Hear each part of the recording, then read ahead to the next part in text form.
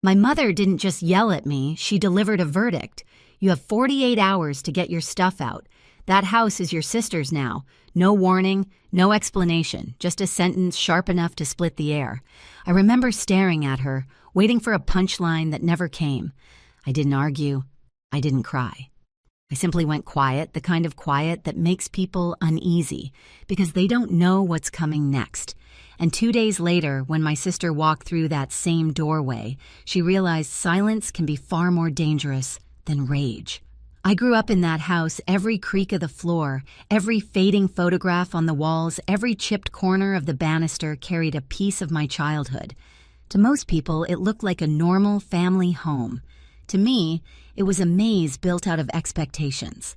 If you walked in on any given morning, you'd hear the hum of the old coffee maker my dad refused to replace and smell the lavender cleaner Mom used on every surface, as if she could scrub chaos into obedience.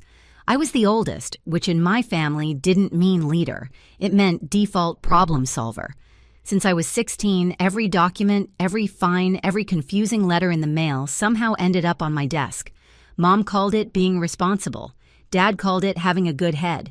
What they really meant was, we don't want to deal with this, give it to Megan. And because I wanted to belong, I kept doing it. Then there was Chloe. My sister floated through life the way glitter floats in the air. Bright, pretty, and impossible not to notice. Mom adored her. Dad bragged about her wellness brand to anyone who'd listen, even though Chloe lived on borrowed money and borrowed optimism. If I ever pointed out the imbalance Mom gave me, that looked the one that said I was jealous for wanting fairness. The house reflected that same unspoken hierarchy. Chloe's room was twice the size of mine, painted in soft cream, with curtains she picked out on a shopping trip Mom took her on. My room still had the same faded blue paint from middle school. I didn't complain. I learned early that complaining didn't change anything. It only made Mom sigh dramatically and ask why I couldn't just be happy for my sister. Still, the house was the closest thing I had to stability. I came home to it after long days at the office, hung my jacket on the same hook I had used since high school, and let the quiet settle around me like a blanket. It wasn't perfect, but it was mine in the way memories make something yours. So when Mom shouted that the house belonged to Chloe, it wasn't just property she was handing away. It was my entire history tossed to the side as casually as if she were rearranging furniture. But the truth is, I should have seen it coming. The comments, the decisions made without me, the way Chloe spoke about future plans like she already owned the place. Looking back, the signs weren't subtle. They were flashing. I just didn't realize how close they were to becoming reality until the morning everything snapped. The shift didn't happen overnight. It arrived in pieces, small, forgettable on their own, but unmistakable when put together. Mom started referring to the house as our future investment. Dad talked about streamlining responsibilities, which somehow always meant giving more to me and less to Chloe. And Chloe, with her endless vision boards and sunlit selfies, began filming in rooms she never used before, casually telling her followers, "One day this entire space will be transformed. One day."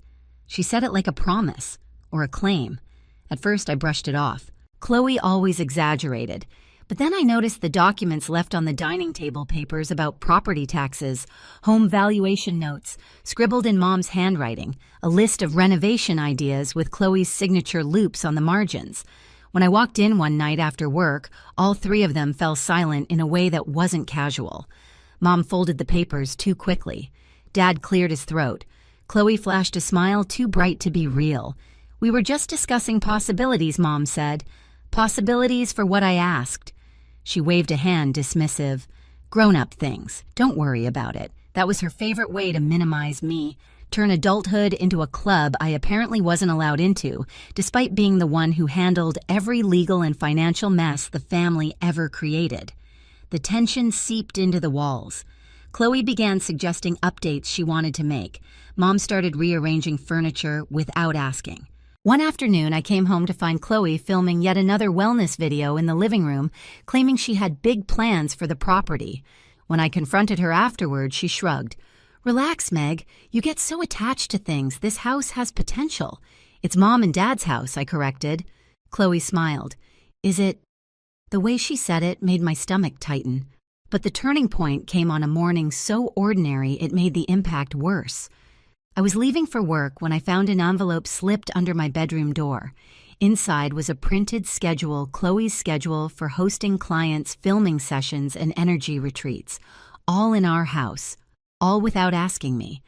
At the bottom in Mom's handwriting were the words, "We'll adjust your room soon, adjust," as if my space were a piece on a chessboard they could shove aside. That night I confronted Mom. Why is Chloe planning events here? Why is she talking like she owns the place? Mom didn't look up from her cup of tea. She needs space for her business. She contributes to the family in her own way. And I don't. She finally met my eyes. You're stable.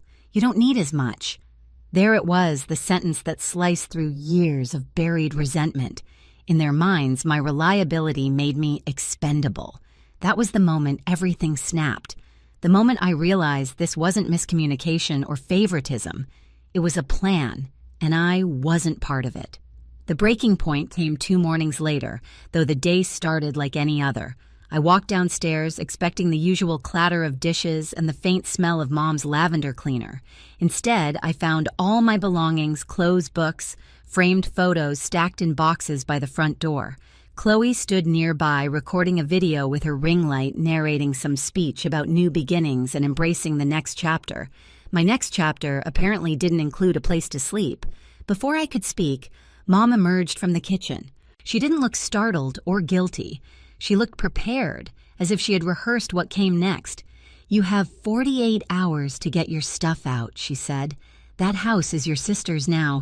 It should have shattered me, but instead, something inside me went quiet, so quiet, it scared even me. I didn't shout. I didn't defend myself. I didn't remind her of the years I spent fixing their taxes, drafting their agreements, sorting every bill. I simply stared at the boxes, then at Chloe's satisfied smile, and felt something click into place. I didn't argue. I just stayed silent and prepared. I went upstairs, closed my door, and let the silence wrap around me like armor. If they wanted me gone so badly, fine. But I wasn't going to walk away without understanding what they had done. I opened my laptop and pulled up the property records I had helped Dad sort through months earlier. Back then, he claimed he needed help organizing. Now the pieces connected too neatly. Transfers, signatures, notes written in Mom's handwriting, discussions about timing, documents Chloe had no business having access to. The house was still legally theirs, but everything pointed toward a transfer they had been planning long before they told me. I scrolled further, my pulse rising, when I found correspondence. Chloe had drafted emails proposing renovations, partnership deals, even filings I recognized from my work in the legal field. She wasn't imagining taking over the house. She had already built her future on it, without me in it. I took pictures, downloaded records, saved everything into a folder labeled simply Evidence. There was nothing illegal yet, but there were cracks enough for leverage, enough to expose what they were doing if they pushed any further. For the first time, I didn't feel powerless. That evening, Mom knocked on my door. "You're being dramatic," she said. "This is what's best for the family." Family. The word tasted bitter. I didn't open the door. I didn't answer. Silence, I realized, could be louder than rage. And if Chloe truly wanted the house, she was going to discover something very important. Ownership, real ownership, comes with consequences she wasn't ready for. 2 days later, the house felt unfamiliar, as if every wall, every floorboard had learned to breathe without me. My boxes were gone from the hallway. Mom had moved them to the garage, neatly stacked like trash, waiting for pickup. Chloe's car was nowhere in sight, which meant she was out filming or aligning her energy somewhere in the city. Dad pretended to be busy in the backyard trimming hedges that didn't need trimming. The whole place felt staged, like they were preparing for a show where I wasn't part of the cast. But I wasn't preparing to leave. I was preparing to end the performance altogether. That afternoon, I received the confirmation email I'd been waiting for.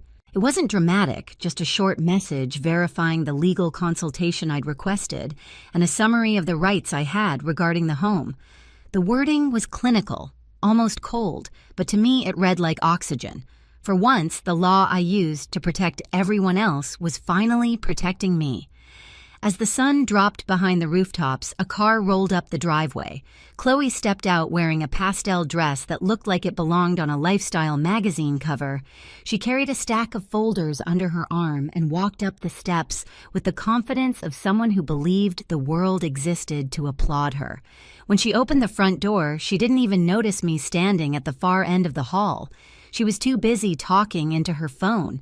"Day one of the transition," she said brightly. "This place is going to be incredible once the new flooring comes in, and wait till you see the meditation loft." She stopped mid-sentence when her eyes met mine. "Oh," she said, lowering her phone. "You're still here, in my childhood home, in the place I kept running while she floated around like it owed her something." I didn't respond. She rolled her eyes a little. "Look, Meg, I know this is hard for you, but Mom and Dad are right. I have plans. Real plans. This house has potential that your life just doesn't require. You don't need it. I do." The cruelty wasn't in what she said. It was in how casually she said it, as if she were commenting on the weather. "You think this house is yours?" I said quietly. She lifted her chin. "It is." Mom said, I repeated, cutting her off. "Not the law." Before she could answer, the front door opened again. Mom walked in carrying a bag of groceries, followed by Dad, both of them wearing expressions that made my skin crawl, anticipation mixed with self-righteousness. Chloe straightened like backup had arrived. "Mom," she said, "can you please explain to Megan that this—" But Mom wasn't listening to her. Her attention was fixed on me. "Why are you still here?" she asked flatly. "We told you to have everything out today." I held her gaze. "And I told you nothing." Dad stepped forward. "We don't have time for this, Megan. We have appointments coming up. People are expecting access to the house. You need to move your things so Chloe can start. Start what I asked." Chloe exhaled loudly. "Her business, Megan, my business. I have investors. I have commitments. I can't get anything going while you're still lingering, as if I were mold on the ceiling." Mom set the grocery bag down hard on the counter.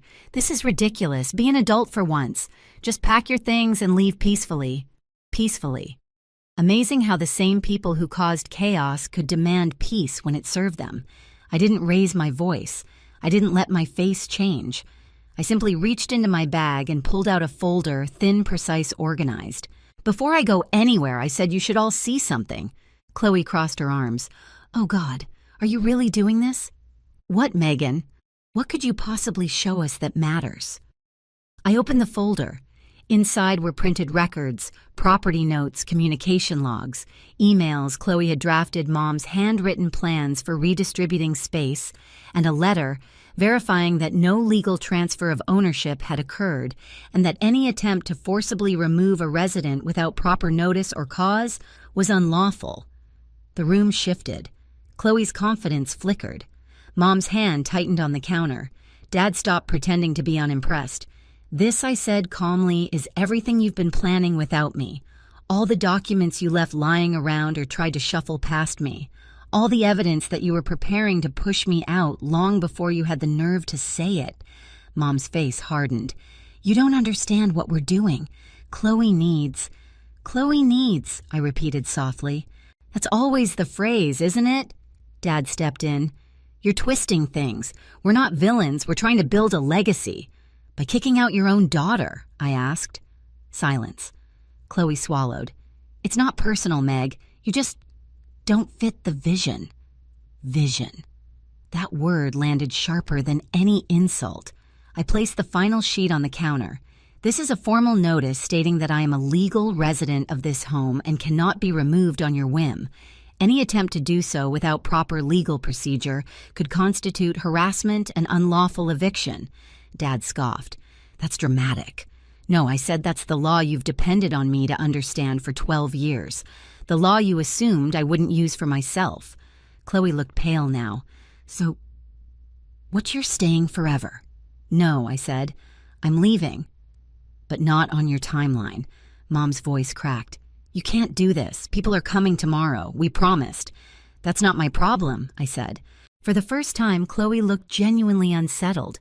Her voice dropped. "Meg, You're going to ruin everything."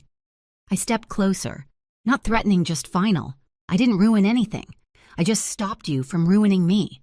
The silence that followed wasn't like before. It wasn't the silence of resignation. It was the silence of a power shift so clean, so undeniable, that they didn't know how to breathe through it.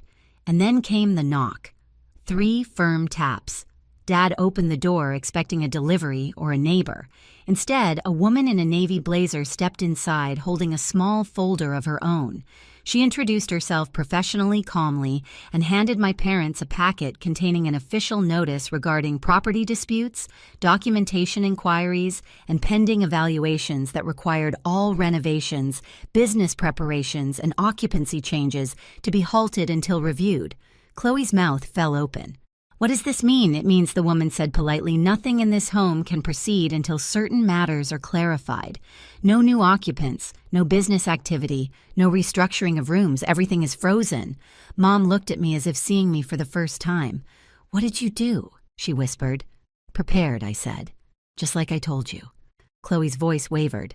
"But people are coming tomorrow." What am I supposed to tell them? I met her eyes. Tell them the truth. And that was when Chloe wished she had never stepped inside the house with such certainty, because for the first time she understood that her confidence wasn't protection. It was a costume. And now she was standing there without it. Mom sank into a chair. Dad rubbed his forehead, muttering about consequences. Chloe stared at the papers like they were written in a language she'd never learned. Our house felt different again. But this time, it wasn't unfamiliar because I was being pushed out. It was unfamiliar because for the first time, I wasn't the one being controlled. I was the one setting the terms. The house stayed unnervingly quiet after the woman left, as if the walls themselves were holding their breath. Mom paced in the kitchen, whispering frantic calculations under her breath. Dad retreated to the backyard, pretending to rake leaves that didn't exist. Chloe shut herself in her old bedroom and called anyone who would listen, trying to spin a story that no longer had an audience. By the next morning, the fallout had already begun. Chloe's investors backed out as soon as they heard there were legal complications. The renovations she bragged about online were suddenly impossible. Her followers noticed the shift in her tone, the hesitation in her posts, and within hours the comments turned sharp. She had built her brand on confidence and clarity. Now she couldn't promise either. Mom avoided me completely, moving through the house like a ghost. Dad tried to negotiate, asking if there was some way to smooth things over, but for once, I didn't offer solutions. That wasn't my role anymore. 2 days later, I packed my things, not because they'd forced me out, but because I finally chose to leave. I signed a lease on a small apartment across the city, a place with clean walls and no history clinging to the corners. As I set my last box down, a strange, peaceful quiet settled over me. For the first time in years, I wasn't fixing anything. I wasn't bracing for the next demand. I was simply free. I still think about that house sometimes, the chipped banister, the sunlit hallway, the version of me who tried so hard to earn a place there. But walking away didn't break me. It finally made room for the life I was supposed to build. Justice didn't come from shouting or revenge. It came from choosing myself, setting boundaries, and letting the truth speak louder than loyalty ever did. And if any part of my story feels familiar to you, you're not alone. Share your experience in the comments and hit subscribe so you don't miss the next story.